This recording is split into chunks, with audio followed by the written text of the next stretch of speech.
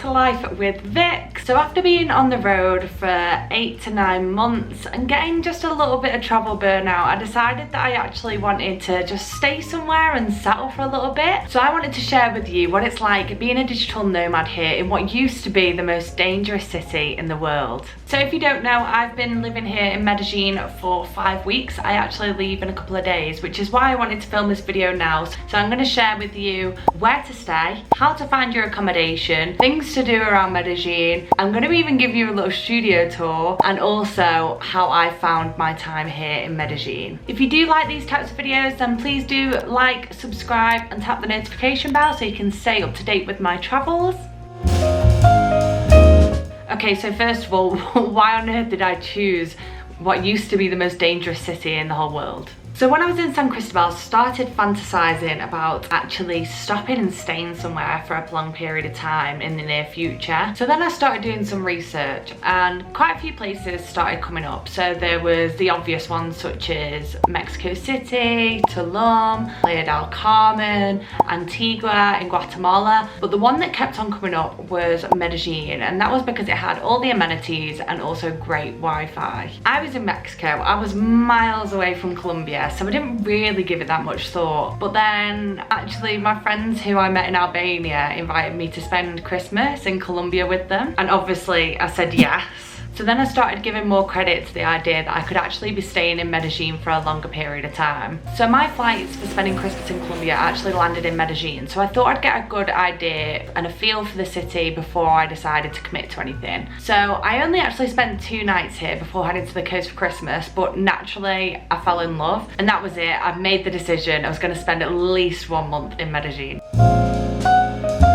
So once I decided that I was 100% going to stay in Medellin, naturally the next thing to do was to start looking at where to stay. Now there were 2 places that kept on coming up on all of my research, and that was El Poblado and Laureles. I did decide to stay in Laureles, and that's where I am now, but I will talk to you about some of the pros and cons I have for each of them now that I've been here for 5 weeks. I feel like I've got a greater understanding of both of the areas. Okay, so I'm going to list my pros and my cons for El Poblado. As part of my pros, there's always something going on. There's literally always a hustle and bustle. There's really good nightlife, so pretty much you will always find yourself going to El Poblado if you want to go out on a night out. There is also fantastic Wi-Fi and lots of co-working spaces to choose from in this area. They even have a WeWork. Because there is always that hustle and bustle, it feels very safe because there's always people about, even at night. There is also so many food places to choose from. You can literally find any single cuisine in El Poblado. So one of my personal favourite places is a pizza place, and it's called Pizzaiolo. They had some of the best pizzas I've had in the whole of Latin America. There's also a lot more hostels in this area because it is very, very touristy. So now let's talk about the cons. So obviously with it being the place to go for nightlife, it is full of drunk people when it comes to the night time, and during the day as well. Like, it's still super touristy, so it's really, really loud during the day as well. It is a lot more expensive than Laureles. I would say for a meal would probably cost almost double. It's also just not very local. Like, it's pretty much just full of tourists. So then I actually found that there was a lot less studios and apartments available here. I don't know if it's because I was looking last minute, but 1, they are a lot more expensive, and 2, I just didn't see that there was that many options, to be honest with you. So let's talk about the pros of Laureles. So for me, one thing that I really love about Laureles is that it's a mixture of both expats and local people, so you still get a very much Colombian experience whilst you're here, which also naturally means that it's a lot cheaper. And although it's still very local, it still feels just as safe. Like, there's a few homeless people knocking about, but pretty much if you're walking around during the day, like, I've never felt unsafe whatsoever. I've also personally found that it's better for long term. There seems to be a lot more people that are actually going to be staying around rather than just moving on. So it's easier to make friends here. There's also a lot of great co-working options. My next video is actually going to be 4 of my favourite co-working spaces here in Laureles. So stay tuned if you want to see that. I also found there was a lot more accommodation options when I was looking for somewhere to stay. And also, I just think the Wi-Fi here is so good in Laureles. So let's move on to Laureles cons. So it is a little bit further away from some of the main tourist attractions. Say for example, the local walk-in tour here. If you do want to go for a night out, you will have to go to El Poblado. There are some bars and restaurants here, but if you want like a big night out, then yeah, El Poblado is the place to go. There are a lot less Western food options than there is in El Poblado, but that by no means mean that there's a shortage. Like, there is so many food options. So I would highly recommend the Panorama rooftop bar in Laureles. It's got some of the best food that I've had whilst I've been here. It is a little bit more on the pricey side, but they've also got great cocktails. Now, another con is there's less like amenities around, so there's not as many good shopping malls as there is in El Poblado. Now, both have the obvious amenities such as like supermarkets, gyms, and all that kind of stuff. And what I would say is that you're probably going to end up going to both of them no matter which one that you decide to choose. It's so cheap to get Ubers here in Medellin. To get from one place to the other is between 15 and 20 minutes in the car, and it'll cost you about $3 US.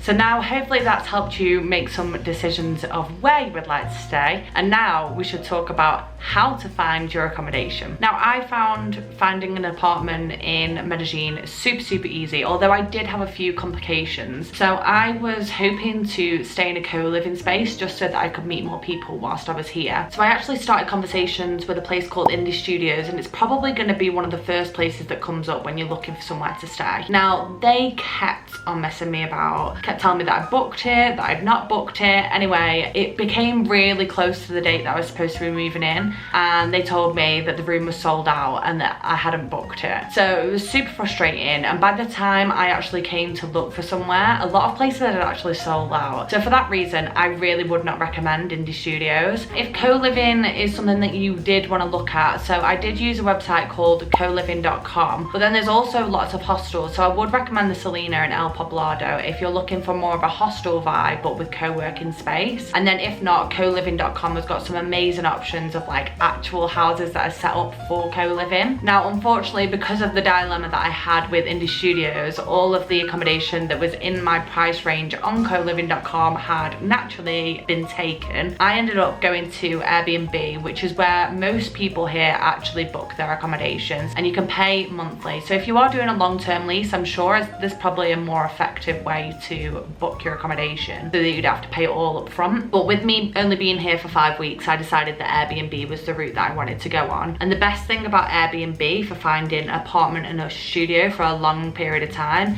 is that you actually get a monthly discount for a long-term let. I personally think that Airbnb is the best way to find accommodation here in Medellin. It just gives you so many options. It's something that is readily available. It becomes really easy, so you can just kind of pay for it and then you're done, check in, and then you're there. And there is some really nice apartments on there.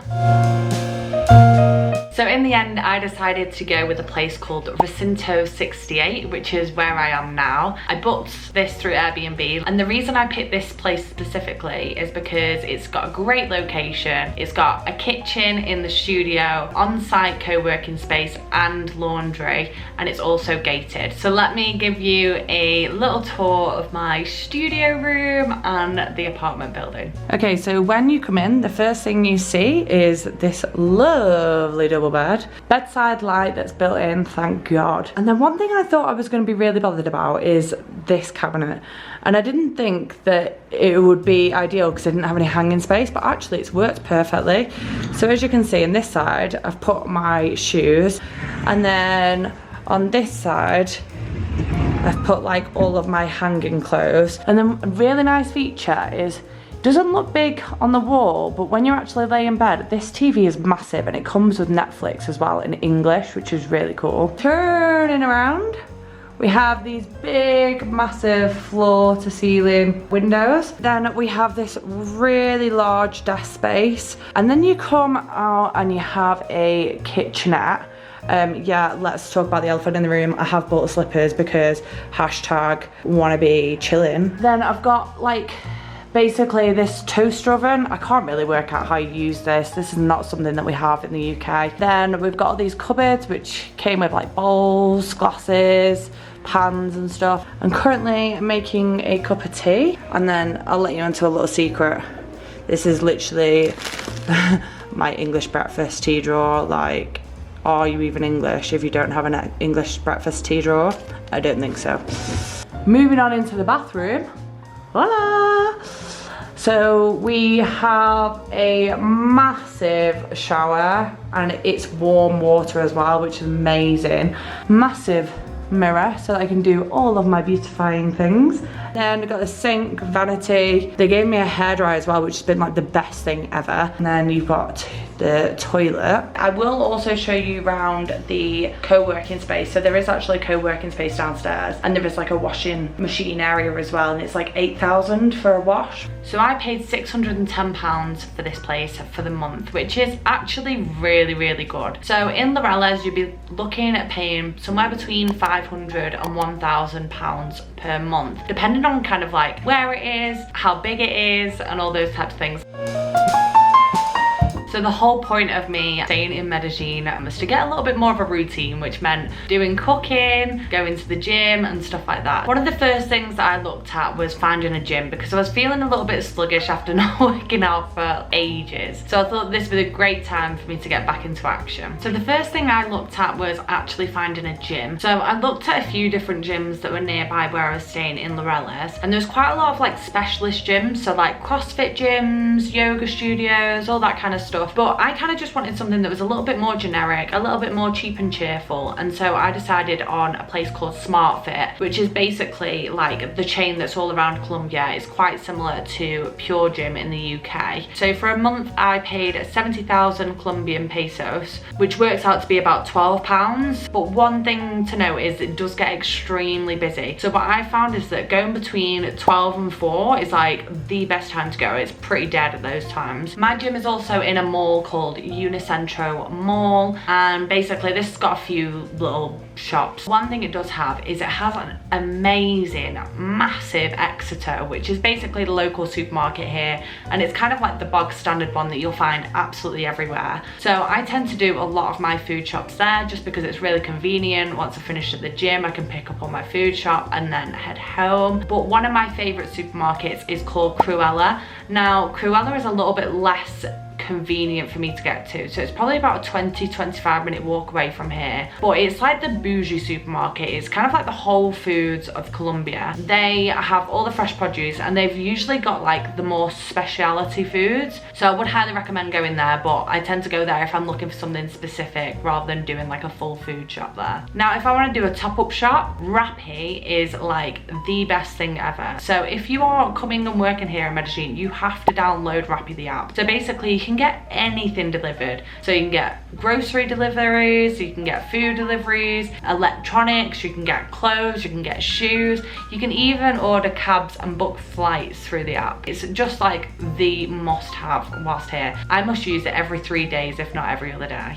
Now there's also two parts to Laureles. There is the more local part, which is Calle 70, and this is basically lined with lots of bars and kind of food joints that are more Colombian local food, and this is where all the locals hang out. Really, really vibrant at night. There's always something going on there. It is a lot cheaper, but you'll probably only find Colombian food and Colombian drinks, but it's also probably the best place to go after watching a Colombian football match, which I would highly recommend doing if you are here and the football season is on. I actually went to a football match and I filmed it, so if you haven't seen that, then I will leave the link up here so you can go ahead and watch that if you would like. There is also a more westernised area of Laureles which is filled with restaurants and bars. So some of the places that I would recommend on top of the Panorama Roof Bar is Smash, which is like an avocado place. Then there is Naturalia Cafe, which I really highly recommend for lunch. They've got a really, really good menu, and you can even get their daily menu, which basically is like 3 different dishes in one, and you get a starter, main and dessert, and it's super, super cheap. It's a really nice vibe in there as well. So after 5 weeks here in Medellin, I can safely say I have loved it here, and I would highly recommend it to anybody who's looking to settle somewhere as a digital nomad in Latin America. Sadly, I am leaving in the next few days, but I've got to get back to that traveling lifestyle and get back on the road, and I'll actually be going to the Amazon jungle next, which is very exciting. But that's it, guys. So I hope this has helped you in making any decisions or just giving you a little bit more of an insight into Medellin as a city. So thanks for watching, and I will see you in my next video, which will be my favorite co-working spaces here in Laureles. So stay tuned if you would like to see that. Bye.